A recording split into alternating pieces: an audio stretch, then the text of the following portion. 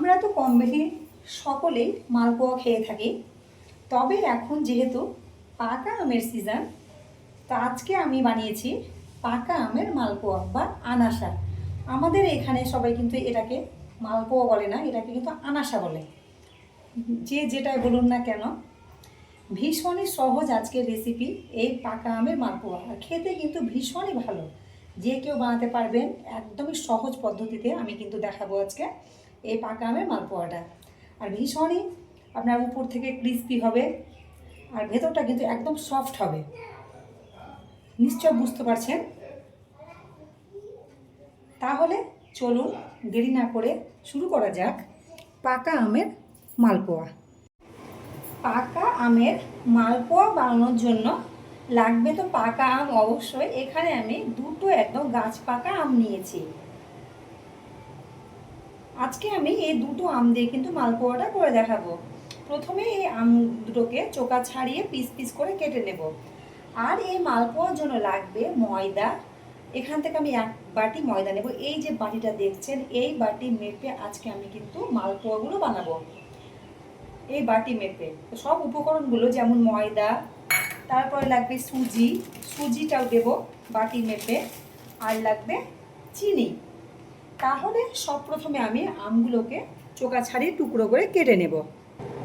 আমটা আমার টুকরো করে কাটা হয়ে গেছে, দেখুন কালারটা কত সুন্দর পাকা আমের। আর এই আমটা কিন্তু ভীষণ মিষ্টি, তার জন্য আমি 1 বাটি চিনি নিয়েছি। তবে আপনারা যদি বেশি মিষ্টি খেতে পছন্দ করেন মালপোয়াতে, তো চিনির পরিমাণটা আপনারা একটু বাড়িয়ে দেবেন। এইবারে এই যে আমের টুকরোগুলো আমি মিক্সার মেশিনে কৌটোতে নিয়ে নিলাম। এইবার এটাকে আমি একটা পেস্ট বানিয়ে নেব, কিন্তু কোনো রকম পানি ছাড়াই। পানি দেব না এতে, পানি ছাড়াই একটা পেস্ট বানাবো। দেখুন আমটার আমি একটা স্মুথ পেস্ট বানিয়ে নিয়েছি, দেখুন কতটা স্মুথ হয়েছে। তাহলে আমের পাল্পটা আমার একদম রেডি। এবার মালপোয়ার জন্য যে ব্যাটারটা রেডি করতে হয় সেটা আমি রেডি করে নেব। মালপোয়ার জন্য ব্যাটার রেডি করার জন্য আমি একটা বড় বাটি নিয়ে নিয়েছি এখানে। এইবার সেই যে বাটিটা আমি মাপ করেছি, সেই বাটি মেপে দিয়ে দিলাম 1 বাটি চিনি। তারপরে দিয়ে দেব 1 বাটি ময়দা। একই বাটিতে আমি দিয়ে দিলাম 1 বাটি ময়দা।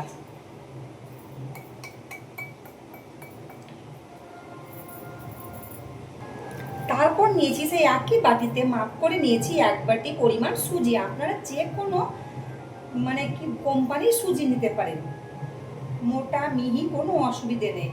আর এই মালপোয়াটা বানানোর জন্য অবশ্যই কিন্তু বাটি কিংবা কাপ একটা কিন্তু সেট করে নেবেন, তাহলে পারফেক্ট হবে মালপোয়াটা। তারপরে এখানে আমি দিয়ে দেবো একটু করে খাবার সোডা বা বেকিং সোডা, একদম 1 চিমটি মতো দিয়ে দিলাম। এবার এই বাটি মেপে আমি দিয়ে দিব লিকুইড গরুর দুধ। এই দুধটা আগে থেকে জাল করা আছে। আমি 1 বাটি এখানে লিকুইড দুধ নিয়েছি, এখন নর্মাল টেম্পারেচারে আছে, দিয়ে দিলাম।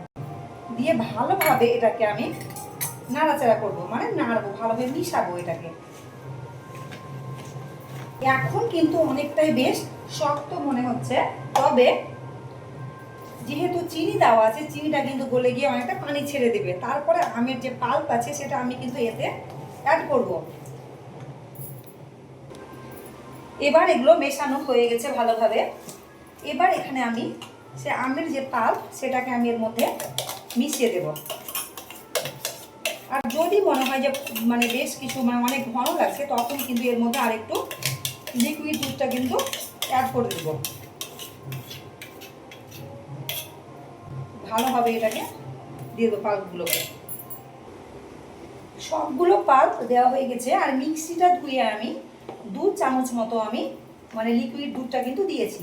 এবার ভালোভাবে এটাকে মিশিয়ে নেব।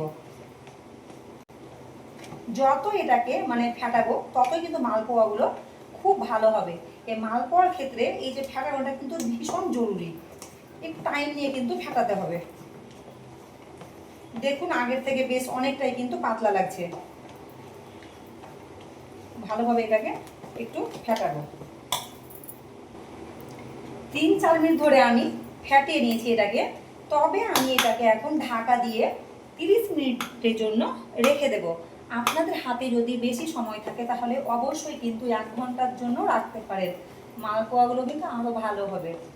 যেহেতু আমার হাতে সময় আজকে কম আছে, আমি তার জন্য এটাকে 30 মিনিট বা আধ ঘন্টার জন্য রেস্টে রেখে দেবো। তাহলে সেই 30 মিনিটের মধ্যে যে চিনিটা যেটা আছে, যেহেতু মোটা চিনি ব্যবহার করেছি আজকে আমি, চিনিটা গলে যাবে। প্লাস যে সুজিটা আমি দিয়েছি, সুজিটা কিন্তু ফুলে বেশ অনেকটা মানে বড় হয়ে যাবে সাইজে সুজিটা। মানে এই যে ব্যাটারটা দেখছেন, এটা চেয়ে কিন্তু একটু ঘন হবে ব্যাটারটা। তাহলে আমি এটাকে আর নাড়াচাড়া না করে ঢাকা দিয়ে রেখে দেব। ফিরে আসছি 30 মিনিট পরে। আমি ফিরে এলাম, ঢাকাটা এবার তুললাম। দেখুন বেশ কিন্তু অনেকটাই ঘন হয়ে গেছে, চিনিটাও কিন্তু গলে গেছে। এবার এই সময় আমি একটু এখানে যেহেতু অনেকটাই বেশ ঘন লাগছে, আমি একটু করে আমি এখানে হাফ বাটি দুধ নিয়েছি লিকুইড, অর্ধেক দিয়ে দিলাম এর মধ্যে, দিয়ে আবারও সে ফেটাবো। যদি লাগে তবে বাকি দুধটা কিন্তু দিয়ে দেব। চামচে ভালোভাবে হচ্ছে না, আমি হাতে ভালোভাবে ফেটাবো। একদম 5 থেকে 7 মিনিট ধরে কিন্তু ফেটাতে হবে। আর বাকি যে দুধটা আছে সেটা লাগলে আমি দিয়ে দেবো। প্রথমে ফেটাবো, যত ফেটাবো ততটাই কিন্তু সে মালপোয়াগুলো ফুলকো ফুলকো হবে। এখানে আমি 1 চিমটি লবণ দিয়ে দিলাম ফেটাতে ফেটাতে, স্বাদটাকে ব্যালেন্স করার জন্য। আর 2-1 মিনিট ফেটালে কিন্তু আমার ব্যাটারটা একদম মালপোয়ার জন্য একদম রেডি। এই দেখুন, এই যে হাফ বাটি পরে আমি দুধ নিয়েছিলাম, হাফ বাটির মধ্যে সেই 2-3 চামচ কিন্তু মানে 2 চামচ মতো দুধ কিন্তু থেকে গেছে, আর এটা লাগবে না। এই দেখুন ঘনত্বটা দেখে বুঝতে পারছেন নিশ্চয়। ব্যাটারটা একদম রেডি। এবার আমি তেলে ভেজে নেব।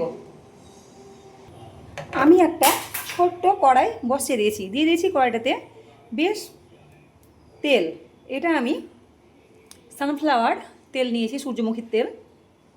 এটা আপনারা সোয়াবিন অয়েলেও কিন্তু ভাজতে পারেন। আর আমি কড়াইটা একদম ছোট নিয়েছি, কারণ ছোট কড়াই হলে কি হবে, তেলটা কিন্তু বেশ মানে বেশি বেশি মনে হবে ছোট কড়াই নিলে।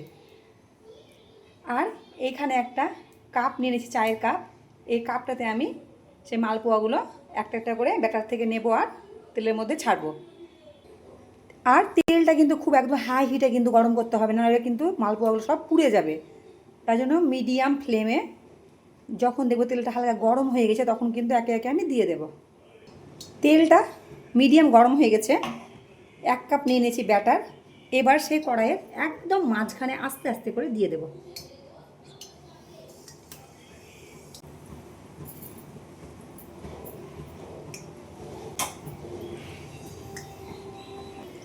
দেখুন কতটা সুন্দর হয়ে কিন্তু ফুলে গেছে মালপোয়াটা। এইবার এটাকে উল্টে দেব।